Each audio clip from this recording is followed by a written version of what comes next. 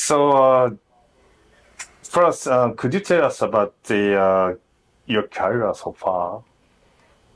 What inspired your passion to guitar? Well, when I was growing up, the church I went to had dances.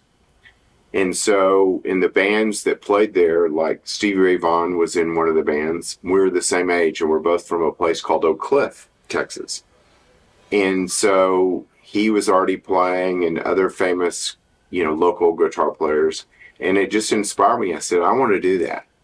And so that's really where it started, when I was about 13 years old, around 1967, So and I loved Clapton, and, I loved Todd Rundgren back then. He was a great guitar player. Stephen Stills, many, many great guitar players. So my parents were very supportive and helpful, and they would take me to concerts and drop me off. And I saw Cream early on, and Led Zeppelin, and all the early things. It was just inspiring, and it's just what was in me. So it's in my heart, Okay. So what kind of thoughts of concepts do you put into the JimmyWallace guitar brands? Our goal is to make instruments that people want to play. I have, as you know, a long history with vintage guitars and collectible things. Mm-hmm. But our goal is to make guitars that people want to sit and play, that they want to play in a band, that they want to. It's great when somebody buys them to put on the wall and under the bed and everything, but we really, love to make guitars that people use to work as a musician. Mm-hmm. So can you tell us about your career of playing guitar? I've been very fortunate. I played with a guy from Texas, very famous, named Bugs Henderson. And we would do shows with like Johnny Winter, Albert King. He was very good friends with Freddie King back then. And just through the years and having the Dallas International Guitar Festival, I've had the privilege of playing with many, many great famous players. And it's, we've done 10 CDs now and been very fortunate. And I have 4 more CDs that I'm working on right now. We just finished a CD. I'm working on an instrumental CD as well. And I've always been very fortunate in this. So now you organize the Dallas International Guitar Festival? 47th year. Wow, tell us about the story. It started early on. There's a documentary coming out, as I told you. It started early on in 1978, and there was maybe 10 dealers there, and it started with the notable 10 vintage collectors from the United States, and I was in my early 20s when it started, and it's risen now to where it's the largest guitar event in the world, and many famous performers perform.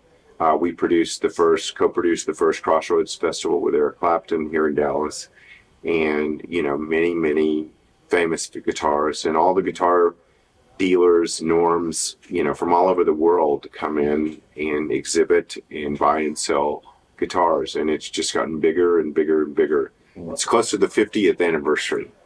Yeah. So next year will be the 48th year of the festival. Wow. Yes. And we understand you have a strong commitment to vintage guitars and traditional styles.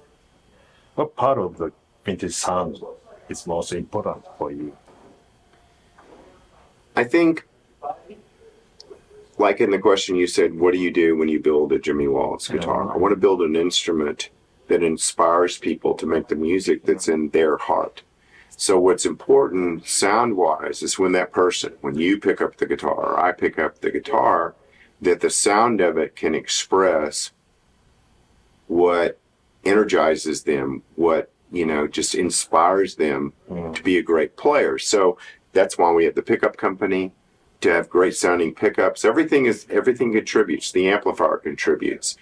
The pickups contribute. The wood in the guitar contributes. So we're very selective about how we go about that. And that's why I got into the business of building pickups, because we wanted pickups to complement the guitar we were building, Okay.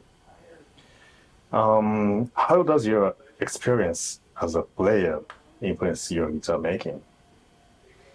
Well, when I pick it up and play it, if it inspires me, then I'm good. If it doesn't, then we put it back down and we work on it some more, or I may say that just doesn't work, And so that's why, I believe that every guitar we make, that if you said, okay, this is what you're going to play on your gig tonight, I'd go, okay, and then I would set it up where it would work for me. But so I always approach building the instrument from the standpoint of, if I'm going to own this, if I'm going to play it, what do I need to happen to this? Whether it be, a Fender-influenced instrument or a Gibson-influenced instrument, or whatever the influence is. And I've owned all the vintage guitars. I've owned, 2 of the original Explorers out of all of them. I've owned, 2 58, 59 Explorers. I've owned 3 of the original Flying V's. I've owned 3 of the original Carina Flying V's. So I have in my head, like a computer,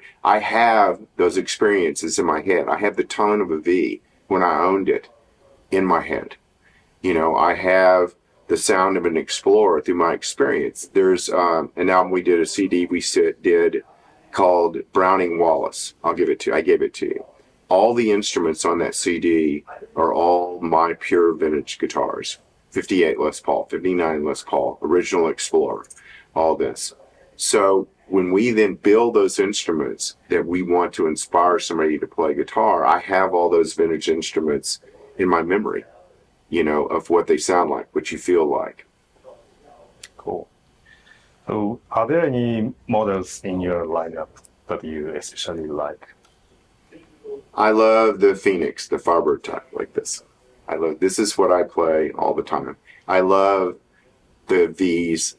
Everything we created, I love it because, I love the MT, like Trini Lopez. I love those guitars if you're looking for that sound. I love the slabboard, humbucking Telecaster pickup like Keith Richards.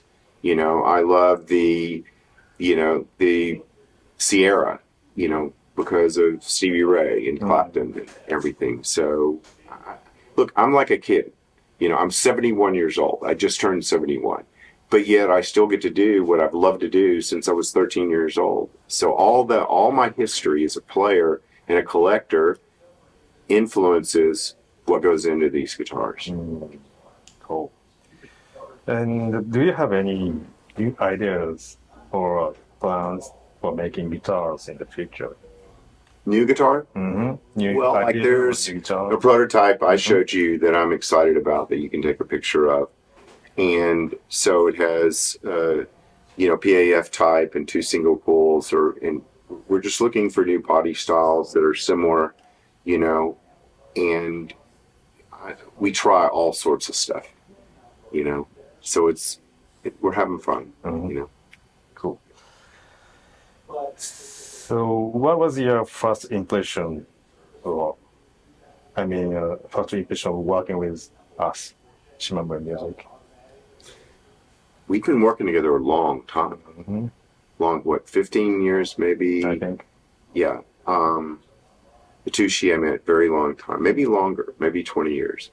And you were very kind. You were always very, very, very kind. And I saw that everybody I've dealt with, you, Atushi, you love guitars. You're not just here, okay, I need to buy this, this, and this. It's not just business with you. You love it like I love it. And that means something to me. That's why we're friends, because you love guitars like I love guitars. You just showed me a video of you playing.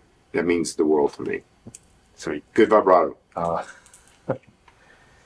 And do you have any message you want to share with Japanese fans? Thank you for supporting Jimmy Wallace guitars and pickups and amplifiers and everything that we do. And I hope to see you soon in Japan. We hope to come there, if not later this year, the first of next year. And I can't wait to come back. And I've always had favor in Japan since the first Jimmy Wallace Les Paul with Gibson. And so the Japanese people as a culture have always been very supportive of me, and just, it's always been a great time. You have amazing food. So I hope to see you soon.